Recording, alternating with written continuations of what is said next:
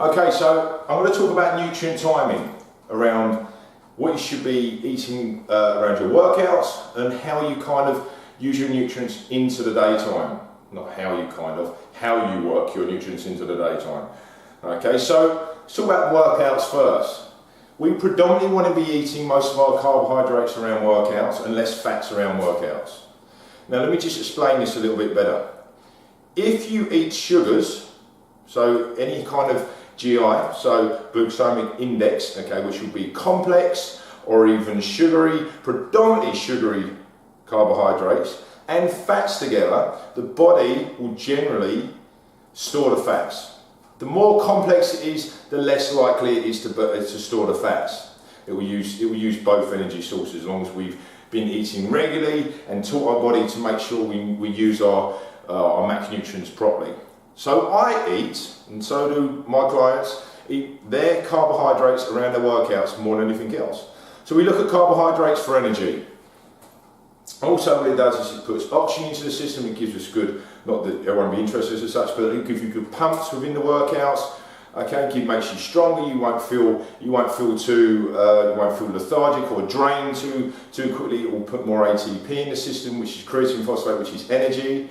Okay, so when you're working out, if you're low in carbs, you're not as strong. You're just not. The only time I really reduce my carbohydrates, or anyone else does, if they're really dieting for comp, and then what we do is we predominantly go to protein close to the workout with fats at least 2 hours away. The fats have to be a minimum of 2 hours away before the actual workout, so we don't really, our body's had a chance to process the fats and we can use it for energy.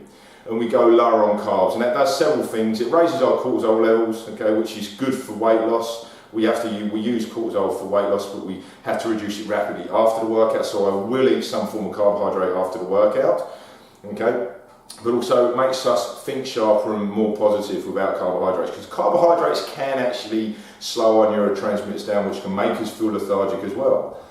So as the day goes forward, we try to eat less carbohydrates because we don't need as much energy. If you work a standard 9 till 5, which the majority of people do, if you're sitting there watching the telly at 8 o'clock, we don't really need carbohydrates. We don't need to replenish them stores because the body won't be able to utilise them. So what we do is we go to more fibrous carbs, vegetables, vitamins and minerals, so all your vegetables and everything. But we make sure we eat our protein and a little bit of fats. We never neglect our fats, especially with an evening. We want to start pushing our body into utilising fats more, okay, instead of carbohydrates towards the evening, and we train it to do that by reducing the carbs as the day goes on, but still eating a little bit of fat around the dinner time with fibrous carbs. So, but the most important time to eat carbohydrates, as I've said, is around your workouts, and they need to be high GI. So we get a big insulin spike, and it replenishes glycogen stores. So if you look at your muscles a cup, after your workout, that would be very depleted. What we don't want to do is top it up so much it spills over. We just want to top it up enough to keep the muscles full, to keep everything repairing, and keep the actual, keep your body happy, okay, and the metabolism high. So we just top it up just enough, and that's a matter of trial and error to a point. You have to feel this sometimes. You'll know if you've eaten too much, because you'll get a big insulin spike and a massive drop, or you might feel really lethargic after a workout, which means you've spilled too much over and it's really reduced the cortisol and the neurotransmitters, so you're then going to feel a bit lethargic. So generally though, it will be something in the realms of either a banana with your protein shake after your workout, or glucose with your protein shake after workout, about 30 odd grams, somewhere around there. So, okay, but I sometimes put complex carbs into my post-workout, after the workout, with a little bit of high GI, because I usually train a customer straight after my workouts. So then I don't want to get an insulin spike and quickly use all them carbs and then have a quick drop. So I make sure I've got a backup with complex carbs in my system, because they would have been starting to digest. The sugary carbs would digest quickly, and they'd be replenishing me, making me feel good. And then as that dies off, my insulin starts to balance out, and from a high spike, instead of going like that and like that, okay, it will come up here and it will just drop back, but the other carbs will kind of meet it halfway, so that the insulin then gets all nice and level, if that makes sense. So best time to eat carbs is around workouts, at least 2 hours before. If you're if you say you're training at 12 and you're going to the gym at 12, just for say, okay, and you ate at 9 o'clock, you ate your breakfast at 9, you don't need to eat again before you go to the gym.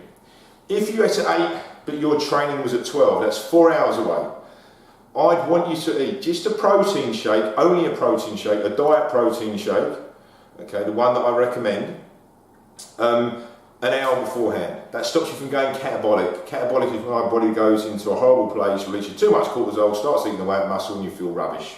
We want to be anabolic no matter what we're doing, whether we're losing weight, building muscle, for fitness. Okay, we want the body to be in an anabolic state all the time, as much as possible. And that's the best thing to do there. So you wouldn't have carbs beforehand. Sometimes you might have a little bit of sugary carbs depending on what you had for breakfast. So if you're on if you're on a no carb breakfast diet, which I can do and I do for some people, it's a bit of try and error there. So at first you'll be on carbs at breakfast, but some people can make them feel lethargic. It's just a matter of feeling it. Okay, but when we actually flip it round and we take the carbs away and just go to more protein and fats, they feel better. And then we introduce the carbohydrates later on in the day. And this is something to do with insulin deficiency, and I'll explain that in another video. So that's a good way of flipping insulin deficiency around and making the body want carbohydrates rather than the body can't deal with carbs because it won't release insulin to push them into the muscles. But anyway, that's something that we just find out as we go. And you'll find this out as you kind of like try and error with things and try different things. Okay, so but otherwise, if I had no carbs in my system, I would have a little bit of high glycogen. So I'd have some like glucose powder about an hour beforehand. Okay, so that absorbs in quickly. I don't feel stodgy, but at least afterwards, having some form of carb. If you've had a heavy workout or a workout where you're shaking, okay, or you feel a little bit jittery, you need to replenish glycogen stores. If it's just a standard little workout where you feel good, you can get away with protein. And then in an hour or 2 hours time, continue with your normal diet plan. Okay, so that's important to kind of feel that. You need to feel that moment. So my carbs after my workout will change every single day depending on my style of workout. If I just work my biceps out, it's not as demanding my body as I do if I train my legs. So on a legs day, I need more glycogen, so more carbohydrate afterwards, simple carbs. Okay, and on a bicep day, I don't need as much. So it's a matter of feeling it. You'll understand this as the process goes on. There are set rules we stick to at first, and then we branch off and we fine tune to you. So nutrient timing is important, but it's actually a bit of try and error as well. So the best thing to do is eat your carbs around your workouts, definitely afterwards if you're going to have any, and tail them off towards the end of the day and we turn more to fibrous carbs, which are vegetables. So don't forget, complex carbs are things such as like potatoes, sweet potatoes, rice, brown rice, white rice, brown rice. White rice is, you might say, but that's sugary white rice. It's not if you mix it with some form of protein and vegetable, it then turns to a complex carb as well. Okay, so sweet potato, oats, I think I said them. Yep, so sugary things such as bananas, apples are a mixture of complex and sugary, but if they're green, they're more complex. If they're red, they're sweeter. You can be a little bit of a mindful. Don't panic too much, okay? You don't panic too much. I'm not going to start blitzing you with all different, oh my God, am I eating the right thing or whatever. Okay, just remember that we tell our carbohydrates, especially the complex, towards the evening and start moving more to fibrous. So that said, I think I covered most things on that. If I didn't or you're not too sure, contact me. I'll either do another video for you or I just answer the question, okay, via email or text or whatever. But otherwise, yeah, that said, nutrient timing. Okay, see you in the next one. Bye.